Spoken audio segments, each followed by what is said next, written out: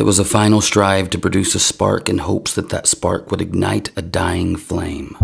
But after the accident 4 years ago, the tension in the atmosphere between myself and Karen was simply frozen. I mean, our relationship was beyond on thin ice.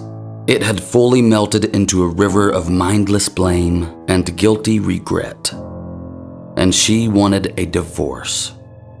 I mean, I didn't, but I guess I knew deep down that it was inevitable. In the winter of 2014, Karen and I had been together for 6 years. We'd been married for 3, and I have to say, our connection was on another level, beyond comprehension. Like we were on fire with electrically charged passion until our emotions met face to face with spontaneous combustion. February frost layered the midnight road as the full moon reflected glistening flickers of diamond surrounding the yellow cat eyes guiding our car home. We were coming back from Karen's brother's birthday party. We were only like 3 miles from the house. It was a Tuesday night. The road was completely void of any other signs of life. Empty, vacant, and inanimate until it suddenly lit up. I was driving. Karen was way too drunk to drive, and I shouldn't have been behind the wheel of that car either. And I knew that, but no one else at the party seemed sober enough to understand that. So I was admittedly way beyond my limit, and I take full responsibility for that. But I felt so pressured. My wife, her brother, even his wife, they all kept pushing me to drive. They kept saying things like, "It's not that far. You'll be the only one on the road. Don't be a wimp." You know, it was hard. We should have just walked, but we didn't. I got behind the wheel of that car, and within 1 mile from our house, I destroyed everything that Karen and I ever had. But the darker side of the story would stain our entire lives forever, till death do us part. Karen wanted to hear some music, but she was too drunk to work the car stereo. She was in full-on blacked-out party mode at this stage. I was trying to find a station for her when I noticed that she was taking off her clothes. She was looking at me, licking her lips. I remember looking into her beautiful blue eyes and thinking about how hot she looked, and bam! We hit a young woman walking home from her next-door neighbor's house. She died instantly. She was 7 months pregnant. It took the ambulance a full hour to get to our location. It took the cops 2. When the Blues finally arrived and finished taking our statements, they breathalyzed me. But of course, I was no longer over the legal limit at that stage. So the accident was attributed to frost. A frost that chilled both Karen and I down to cracked shells of our former selves, worn out insoles of our souls. If that. We never forgave ourselves or each other for that matter, and we were never the same again. Why would we be? We were the worst kind of murderers, and we got away with it. We slept in our own beds that very night while the dead woman's husband identified the badly broken pregnant body of his wife. Come to think of it, we didn't do much sleeping, and I still don't. 4 hard, long years later, Karen served me with divorce papers. She had nothing left. I knew it. She told me that she was empty inside and that the only way we could possibly move on was to not be together. I didn't want her to go, pack her stuff, and move out, but she was doing the right thing. So she started putting her stuff into boxes. Her brother Stephen caught wind of this, and he wasn't happy. Apparently, Karen told his wife, Allison, about the divorce papers, and Allison had tried to talk Karen out of it. But Karen told Allison her mind was set. Stephen came straight over to the house with Allison, and they begged us not to give up hope. Stephen broke down and told us how responsible he felt for everything that had happened that night in 2014. I tried to tell him that he was only prolonging our pain by trying to convince us to stay together. Karen agreed. Then Allison started crying and mumbling that it was all her fault. I told everyone very firmly that it was my fault and mine alone. I could have chosen not to drive that night, but I did, and that's that. When I said that, everyone stopped talking. There was an awkward silence echoing off the walls in the room for several moments while everyone realized the inevitable truth. It was over. Then a single heartbeat spoke. It was Stephen. He made us promise to go on one more camping trip before we part ways for good. We used to go camping with them 5 or 6 times a year. 2 couples, open air, beer, blazing fire, tents, all that kind of stuff. To be honest, it was something I hadn't realized that I was going to miss, or something that I was already missing. I glanced across the room at Karen. She was already looking at me. I could see an ever so slight raise in her high cheekbones. The thought of a final camping trip pleased her. It was a spark. 2 days later, we packed our bags and headed for the Freetown State Forest. Stephen drove. I hadn't driven a car since the accident. I sat up front in the passenger seat, and you know what? The drive over to Massachusetts was unexpectedly alive and energetic. It was like magic. Karen's mood was in a state I hadn't seen it in since I could last remember. Her and Allison buzzed in the back seat while I controlled the music. For the first time in 4 years, I could touch a car stereo without flashbacks from the accident. And there was this playfulness between Karen and I. Not quite a fire, but a definite hope. It felt good. Karen had decided to bring one of our old photo albums along for the trip. Neither of us had looked at pictures in a long, long time. Hell, we hadn't taken a single picture together in 4 years. The day before we left, Karen told me that if there was a chance for us, even a single shred of light, she figured we'd find it in that photo album or in those woods.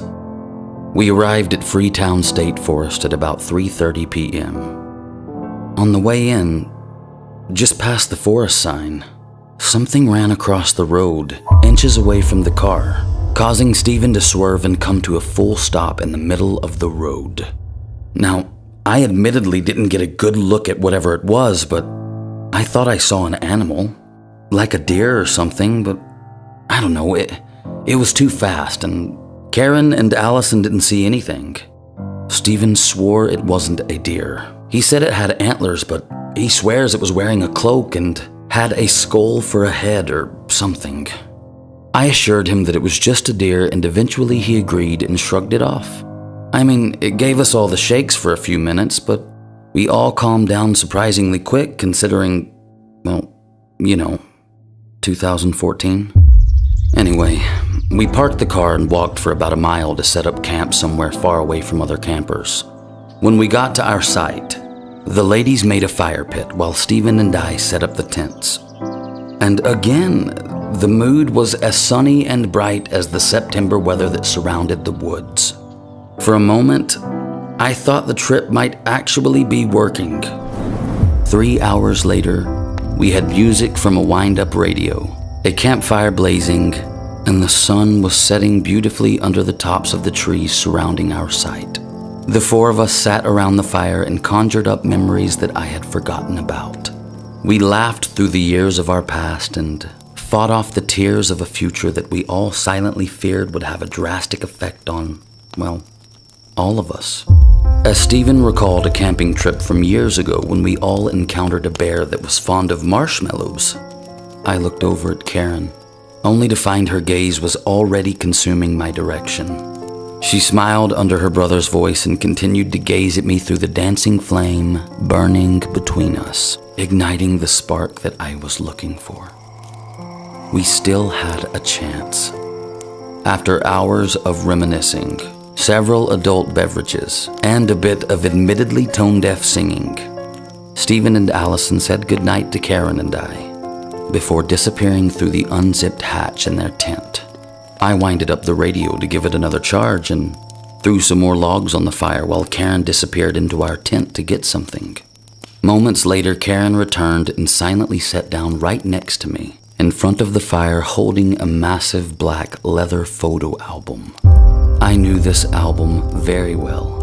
It had pictures in it from as far back as the first year Karen and I started dating, all the way up to our wedding and honeymoon. I could feel it. This was our redemption, or at least it was supposed to be. Karen smiled into my eyes, leaned toward me, lightly pressed her warm lips against mine, and kissed me for the first time in 4 heartbreaking years.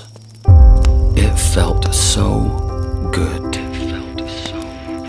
But it was the last time that Karen would ever kiss me again. Karen placed the photo album in our laps and slowly opened it to the first page of photographs. So many memories came flooding back to me. Karen immediately began to tear up. We held each other for an hour and talked about every single photo in that album, one by one, until we got to the last photo. As Karen turned the final page in the album, there was one last full-page photograph of us on the left. We were in a car, driving somewhere, like a road trip or something. I don't remember, but what I do remember is that both of our faces were completely scratched off the photo. It took me a minute to realize it was us. To be honest, I recognized the car first. It was that car, our murder weapon. Then our attention was drawn to the inside of the back cover of the album, the right side. Across from the haunting photo of Karen and I, there was something written in red. Fresh red liquid. I read it out loud. If you yourself cannot release, then it will come to take a piece. I asked Karen if she did this, if she destroyed the photo and wrote the message, but she swore that she didn't. I told her that it wasn't very funny and that I felt very hurt by this, but again, she promised me that she had nothing to do with what was in that album. She was about to say something else when a horrifying sound rang out through the midnight forest. We dropped the photo album as we sprang up to our feet like stray cats caught off guard. We could hear a ticking sound coming from somewhere around us, like a clock or something. Karen shrieked in terror and grabbed onto me tightly. She was trembling. I quickly shut off the radio sitting to my left so I could listen. The ticking had stopped, but it was that first noise that had me shook up. I'd never heard anything like it in real life. It was monstrous, instantly hair-raising. Karen and I stood frozen in front of the fire with our eyes dancing all around the thick darkness that engulfed the forest. After a few moments of silence and no further creepy sounds, I told Karen that it was more than likely just an animal and that we probably shouldn't worry, as most animals wouldn't come very close to an open fire. She was about to reply when we both saw it. A sight that will haunt me forever. Standing on the other side of the fire, sneering at us through the flames, was a terror that we could never have imagined. The first thing I noticed was teeth. The bottom half of the creature's disfigured face was mostly made up of sharp, pointed teeth that lined the inside of its black, rotten, corroded gums or lips.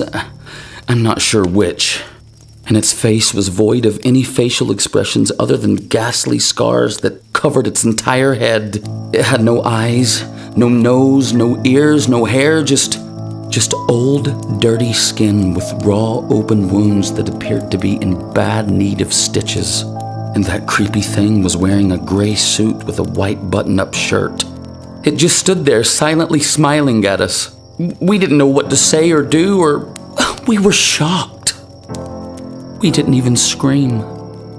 I remember that the thing was wearing red cloth fingerless gloves. At the end of each finger was a long, black claw. I started to ask it what it wanted, but the second I opened my mouth, it started rounding the fire and walking toward Karen and I. We bolted towards Stephen and Allison's tent in full-on sprint. As we got closer, Karen began screaming Stephen's name and begging him to wake up. Neither him nor Allison answered. We got to the tent and Karen fumbled with the zipper, still crying out for her brother to wake up. I looked behind us. The creature was gone, and the forest was silent. And then I heard the tent unzip and Karen scream in sheer anguish. I will never forget how long that scream echoed in the blackness of that dark forest. I snapped my head back toward Stephen and Allison's tent and saw what my wife saw. Stephen and Allison, or what was left of them. My brother-in-law and his wife were both missing one of their legs from the hip down. It also appeared that the leg bones that made up the limbs that they were missing had been used to impel their torsos. One of Allison's severed feet was crammed so far down Stephen's throat that his jaw had become unhinged. Allison suffered the same fate with one of Stephen's feet.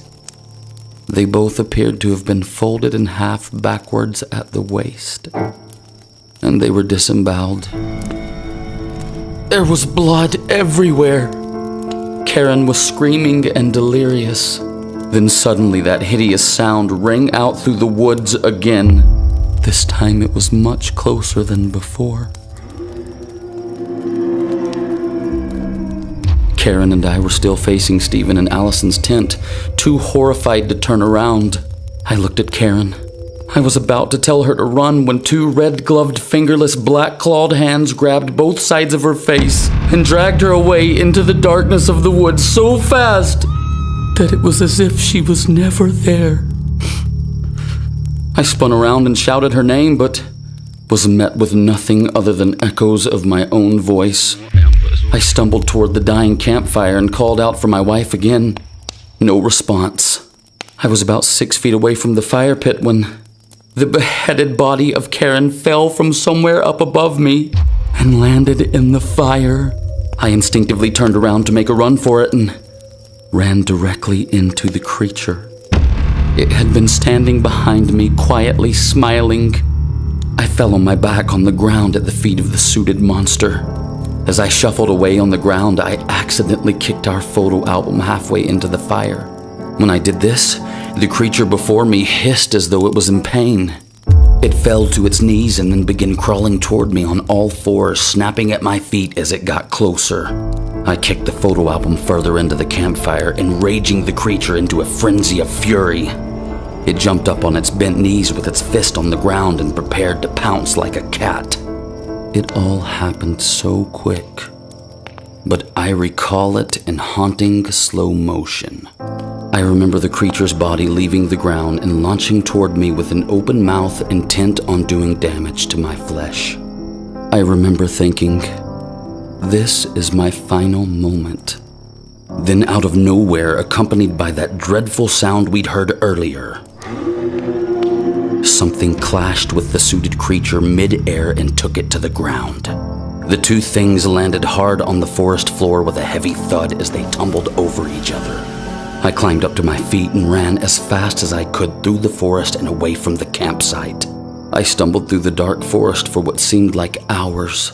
I had no shoes, no water, and adrenaline had consumed most of my energy.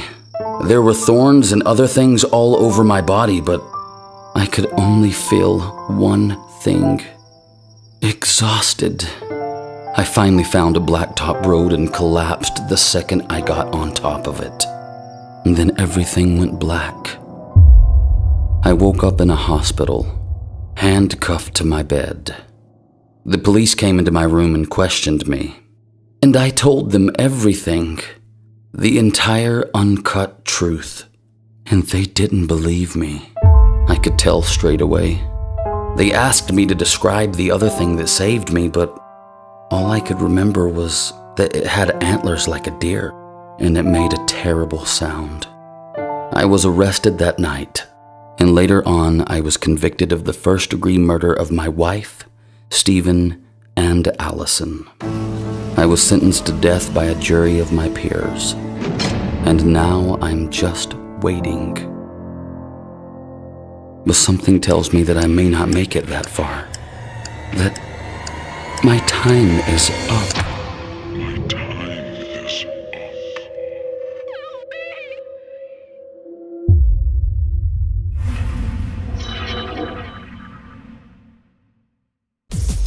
Watch new scary vids every Tuesday, Thursday, and Friday.